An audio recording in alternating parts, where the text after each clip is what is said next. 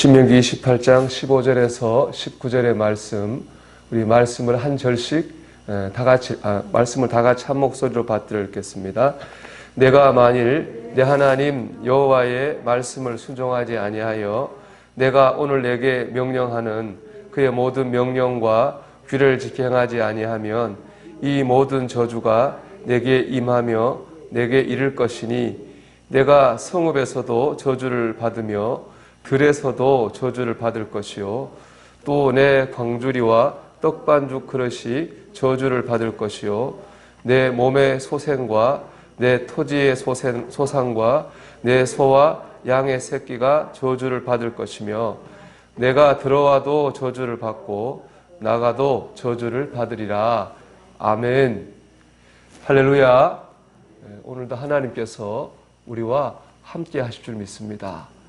주님과 동행하시는 하루가 되시기를 축복합니다. 오늘 본문의 말씀을 보면은 불순종하는 자가 받을 저주에 대해서 말씀하고 있습니다. 우리가 어제 1절과 10절의 말씀을 나누면서 순종하는 자가 받을 복에 대한 말씀을 나눴거든요. 그러니까 딱 정반대죠. 어제 나눈 말씀과 오늘 말씀은 정반대입니다.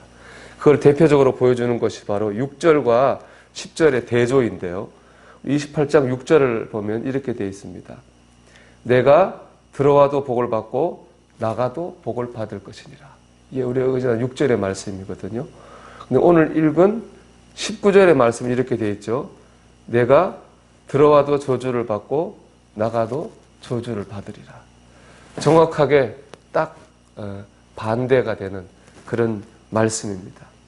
근데 둘 다 어디서 일어난 일입니까? 어디서 일어날 일인가요? 둘 다 믿음의 땅에서 일어날 일입니다. 들어가도 복을 받고 나가도 복을 받는 것도 믿음의 땅에서 일어날 일이고 들어가도 저주를 받고 또 나가도 저주를 받는 일도 믿음의 땅에서 일어날 일이라는 겁니다. 그러니까 우리가 확실한 건 믿음의 땅이라고 그래가지고 축복만 받는 건 아닌 건 확실합니다. 저주도 받습니다. 그래서 이 말씀 묵상할 때 먼저 이런 생각이 들었어요. 야, 우리가 믿음의 땅에 들어왔는데 축복을 받아야지 저주를 받아야 되겠는가 하는 생각이 들었습니다. 여러분 그렇지 않습니까? 우리가 신앙생활을 하는 것이 구원을 받고 하나님께 축복을 받으려고 우리 신앙생활을 하고 있습니다. 저주 받으려고 신앙생활 하는 사람은 아무도 없겠죠. 그러니까 우리가 하나님의 말씀에 순종하는 삶을 살아야 되겠습니다.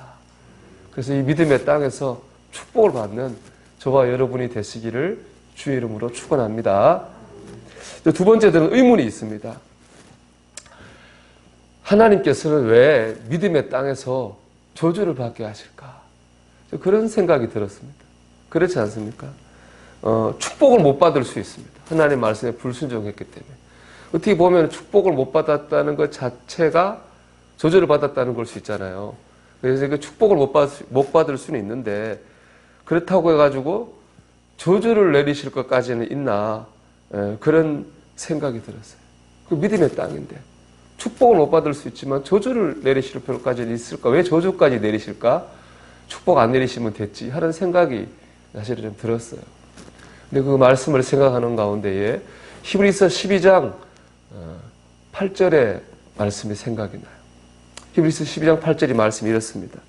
징계는 다 받는 것이오늘 너희에게 없으면 친아들이 아니니라. 그러니까 뭐예요?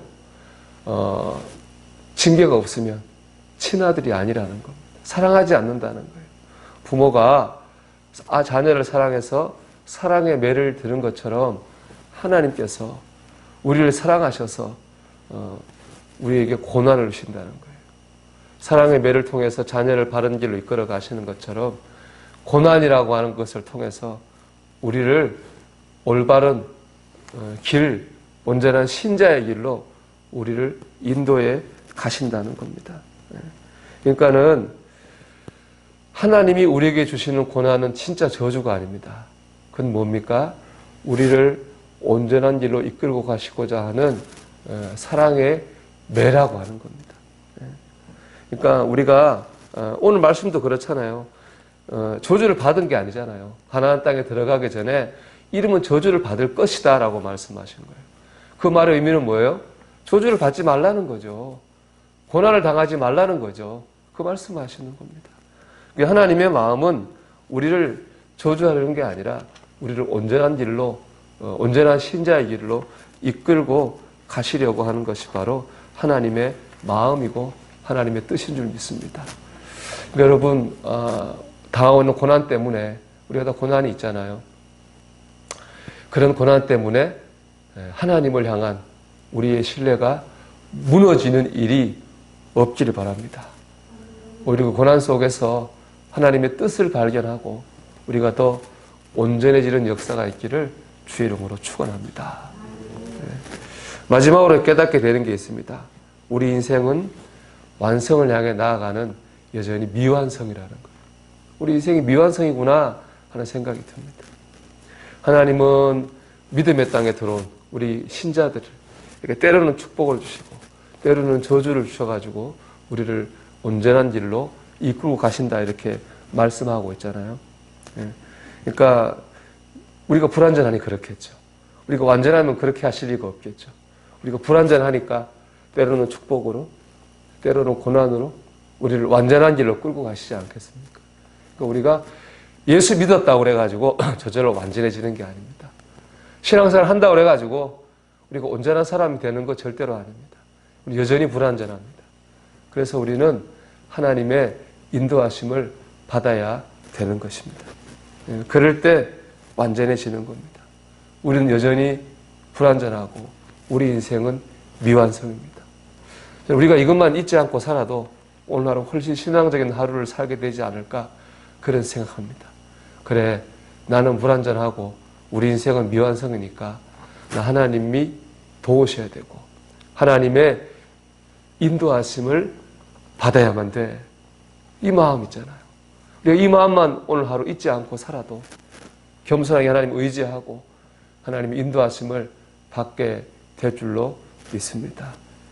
우리는 불완전하고 우리 인생은 미완성입니다. 오늘도 우리 겸손한 마음으로 하나님을 의지하는 가운데 좀 더 온전해지는 길로 나아가는 저와 여러분이 되시기를 주의 이름으로 축원합니다. 기도 드리겠습니다.